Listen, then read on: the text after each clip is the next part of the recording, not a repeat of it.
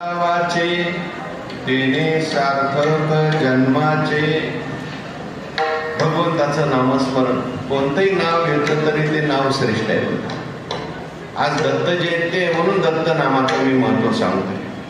देवाचे 1000 नाव आहेत, त्यापैकी दत्त नाव जे आहेत नाथ महाराज म्हणतात त्या दत्त नामाचा तुम्ही जर उच्चार केला तर आपल्या जीवनाचं सार्थक झाल्याशिवाय राहणार नाही.